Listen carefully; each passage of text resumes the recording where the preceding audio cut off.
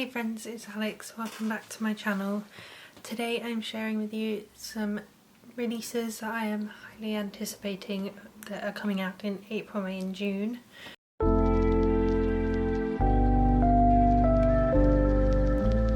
So I did mean to do one of these for January, February and March, but I just never got around to it. So we're just pretending that never happened, and here we are to do April, May and June. Some of these are already out because I am filming this a little bit late. And these are all going to be in release date order, and I will give you like the title and the release date. So first one on my list for this 3-month period is Tress of the Emerald Sea by Brandon Sanderson. This is one of his secret projects that he did during lockdown. So the release date I've got down for this one is the 4th of April, so yesterday as I'm filming this. And I believe that's the release date for its traditional publication. I think he did a self-published version as part of the Kickstarter, which came out before this, but I didn't back the Kickstarter, so therefore it's only available to me on the traditional published release date, so that's the one I'm going with. So as far as I'm aware, all of these secret project books are set within the Cosmere world, but that was what I thought, and I'm not actually 100% sure about that now because of a book that's later on. But Tress of the Emerald Sea definitely is, because it says it on the cover. And I'll just read you the synopsis. So it says, the only life Tress has known on her island home in an emerald green ocean has been a simple one, with the simple pleasures of collecting cups brought by sailors from faraway lands and listening to stories told by her friend Charlie. But when his father takes him on a voyage to find a bride and disaster strikes, Tress must stow away on a ship and seek the sorceress of the deadly midnight sea. Amid the spore oceans where pirates abound, can Tress leave her simple life behind and make her own place, sailing a sea where a single drop of water can mean instant death. So yeah, I just really like Brandon Sanderson's book, so I'm very interested in checking that one out. The next book on my list also came out on the 4th of April, and that is The Art of Prophecy by Wesley Chu. I've read the books he did with Cassandra Clare, the Elder Scrolls, I think it's called, the Red Scrolls of Magic and the Lost Book of the White series following Magnus Bane, and I enjoyed those, and this book just sounds interesting, and also it has a really pretty cover, which you'll see here. I might wait for this one to come out in paperback though, because I'm trying to buy fewer hardcovers because they're expensive. And the synopsis for this one says, prophecies don't make heroes, they only choose them. When chosen one, Jian, falls short of his prophesized quest, he must find his own path to greatness. The prophecy is clear. When Jian is the chosen one, born to defeat the immortal eternal Khan and save the kingdom, the only problem is that the prophecy is wrong. Jian has been raised in splendor, trained by the best warriors and celebrated before a single battle has been won. After all, he's the chosen one, selected by prophecy to defeat the immortal god king and free the kingdom for good. But when the prophecy is proven to be incorrect, Jian still has to find a way to succeed and maybe even become a hero in his own right. To save the kingdom, an unlikely band of heroes rise. Tiashi, an old grandmother who swore her days of battle were over, Sally, a warrior re-evaluating her allegiances, and Kasami, an assassin with questionable values. Together the four embark on a journey more wondrous than any prophecy could foresee. So again, that one sounds interesting. I've never read a book just by Wesley Chu, so I'm interested, but I don't know if I'll get to it anytime soon because I want the paperback. So the next book on my list is The Bone Shard War by Andrea Stewart, and this one comes out on the 20th of April. This is book 3 in the series, so I'm not going to read you the synopsis. I also haven't read book 1, so I don't know what the series is about. But I have been collecting them from Goldsboro, and I have my copy ordered already, so that should come soon, and I'm hoping to read the series this year, as I will have the whole series soon, but we'll see. There are a lot of series I say that about, so however many it actually happens for, we'll have to wait and see. All these books will be linked down below, by the way, just in case you wanted to see more about them, or for ones like this one that I don't want to say too much about, because spoilers. I don't want to spoil myself, let alone anyone else. But it will all be linked down below if you do want to check it out. So the next book is In the Lives of Puppets by TJ Klune, and that one comes out on the 25th of April. This one I will almost definitely be reading as soon as I get my hands on it because I'm so excited. I have absolutely adored The House in the Cerulean Sea and Under the Whispering Door, and I also really enjoyed How to Be a Normal Person, which I wasn't expecting, but I did. So I'm definitely highly anticipating In the Lives of Puppets. I also have the really gorgeous Waterstones edition pre-ordered, and I'm so sad that there's not going to be any more Waterstones editions. So the synopsis for this one is: in a strange little home built into the branches of a grove of trees live 3 robots: a fatherly inventor android Giovanni Lawson, a pleasantly sadistic nurse machine, and a small vacuum desperate for love and attention. Victor Lawson, a human, lives there too.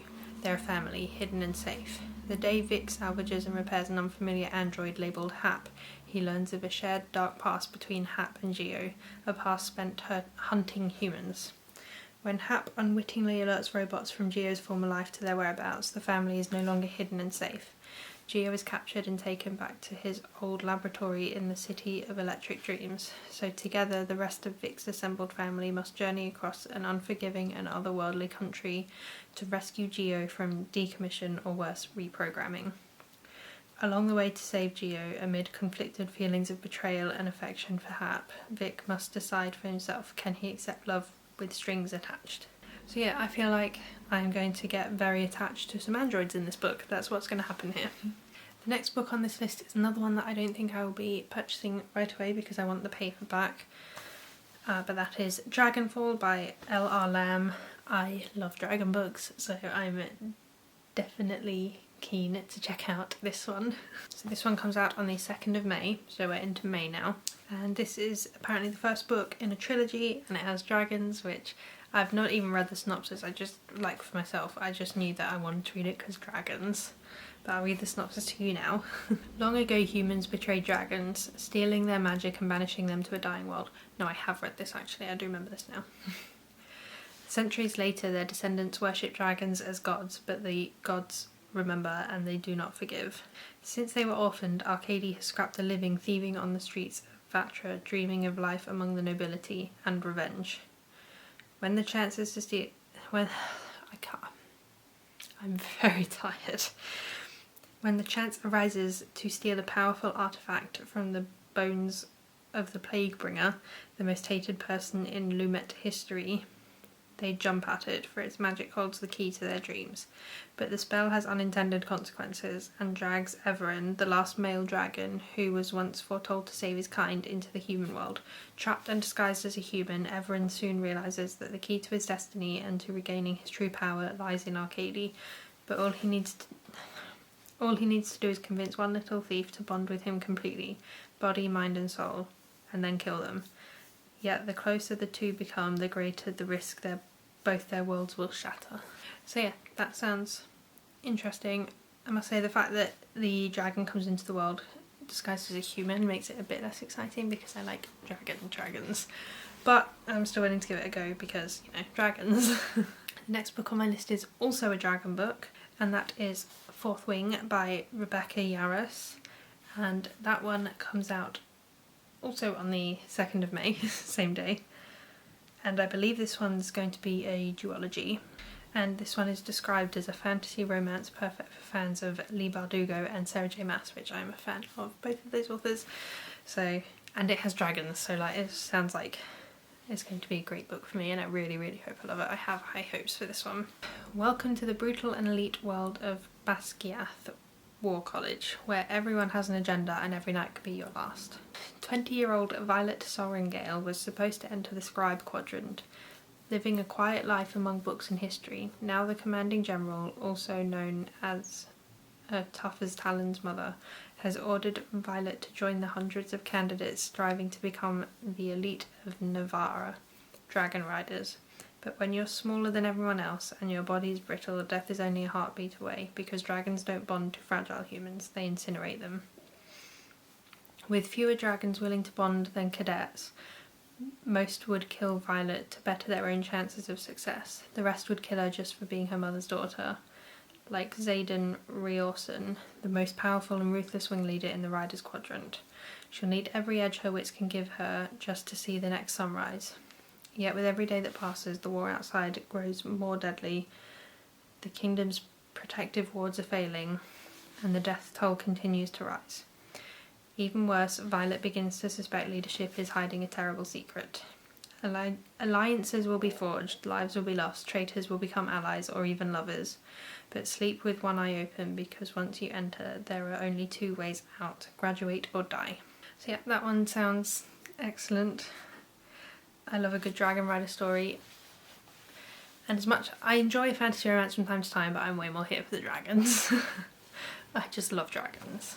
So the next book on my list is The Book That Wouldn't Burn by Mark Lawrence, and this one is published on the 11th of May. This cover is stunning. I have been obsessed with this cover ever since I first saw it. It is so beautiful. It's also a book about books. I mean, I am assuming that based on the cover and the title, but you know, that seems like a fair assumption to make. And once again, I'll read you the synopsis.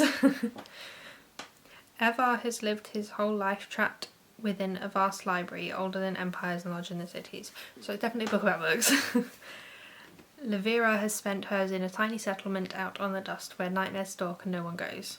The world has never noticed them. That's about to change. As their stories spiral around each other across worlds and time, each will unlock vast secrets about the world and themselves.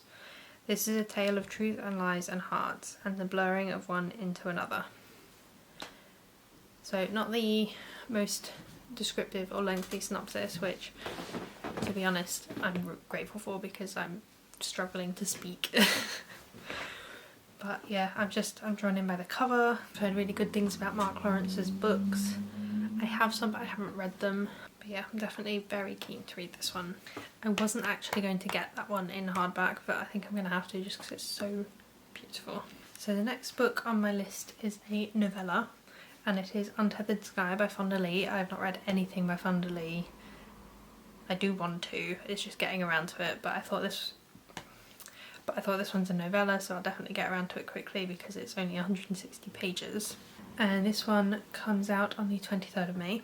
So Esther's family was torn apart when a manticore killed her mother and baby brother, leaving her with nothing but her father's painful silence and a single overwhelming need to kill the monsters that took her family. Esther's path leads her to the King's Royal Mews, where the giant rocks of legend are flown to hunt manticores by their brave and dedicated rockers. Paired with a fledgling rock named Zara, Esther finds purpose and acclaim by devoting herself to a calling that demands absolute sacrifice and a creature that will never return her love. The terrifying partnership between woman and rock leads Esther not only on the Empire's most dangerous manticore hunt, but on a journey of perseverance and acceptance. Oh my. So yeah, I want to check that out, to check out some Fonda Lee. Okay, I've only got 3 books left, thank God, because words are not happening properly anymore. The next book on my list is Cobalt Blue by Matthew Riley, the new Matthew Riley book. I'm very excited. I have absolutely no idea when this is coming out because I have the 25th of May down, which I got from Waterstones, so I assume that's right. But I've just gone on Amazon to get the synopsis and it's saying the 5th of September. The Kindle edition is saying 25th of May and Waterstones is saying 25th of May, so we're going to go with 25th of May, so I'll leave this in. But yeah, Matthew Riley is one of my favourite authors. Every book of his I get auto-by-author, and his new book is coming out soon and I'm very excited. For 35 years, the United States and Russia each had their own superhero. 3 days ago, America's hero died. Today will be bad. In the face of an overwhelming attack, one young woman, unassuming and anonymous, might be America's only hope. Her codename, Cobalt Blue. And that's all it says. So if I know Matthew Riley's books, it will be full of action, like cover to cover, action, non-stop. It will be absolutely ridiculous and it will be the best time ever. So the next book on my list is going into June, so it is The Shadow Cabinet by Juno Dawson and it comes out on the 8th of June. I once again am unable to give you a synopsis because it is a sequel. It is a sequel to Her Majesty's Royal Coven, which I believe is about a government group of witches, like they're witches and they work for the government. So I don't know much about that one either, but I am very highly anticipating book 2. I do love Juno Dawson and this is like most of her books that I've read are like young adult contemporary, and this is adult paranormal, so yeah, I am keen to start the series, and I'm also looking forward to the release of book 2. I do have that one ordered too because I've got the special Waterstones edition with sprayed edges. And so the last book on this list is the second of Brandon Sanderson's secret projects, and this is why I was saying I'm not sure if all 4 of them are set in the Cosmere, because this one is called The Frugal Wizard's Handbook for Surviving Medieval England. So I got a bit confused because I thought they were all set in the Cosmere, but the Cosmere is like his made up world, so there would be no England, I would assume. And this one comes out on the 27th of June. Again, that's the date that I'm pretty sure it's coming out in its traditional publication, so therefore available to people who did not back the Kickstarter. Although I think with all of these secret projects,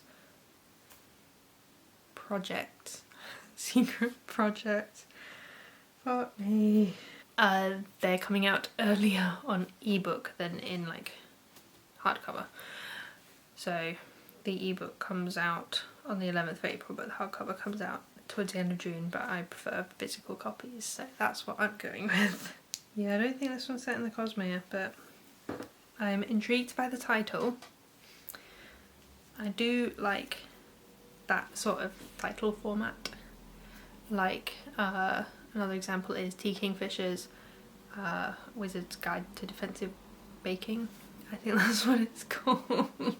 Yeah, A Wizard's Guide to Defensive Baking. I just like that title format. I find it really draws me in. So I'm very intrigued by this one. So a man awakes in a clearing in what appears to be medieval England with no memory of who he is, where he came from, or why he is there. Chased by a group from his own time, his sole hope for survival lies in regaining his missing memories, making allies among the locals, and perhaps even trusting in their superstitious boasts. His only help from the real world should have been a guidebook entitled The Frugal Wizard's Handbook for Surviving Medieval England, except his copy exploded during transit. The few fragments he managed to save provide clues to his situation, but can he figure them out in time to survive? So that sounds interesting. I have seen a couple of reviews for that. I think it was today that I started seeing the reviews for that one, and they were not the best reviews, but I'm still intrigued. I want to check it out myself. So those are all the releases that I'm currently aware of that I'm anticipating for the next 3 months. I will try and do another one of these at the start of July if I remember / get around to it. Let me know if there are any releases that you're anticipating over the next few months, especially if they're fantasy, as I am always down to hear about new fantasy books. Thank you so much for watching this slightly chaotic video because I cannot speak. Please like and subscribe if you enjoyed the chaos, and I'll see you in my next one. Bye.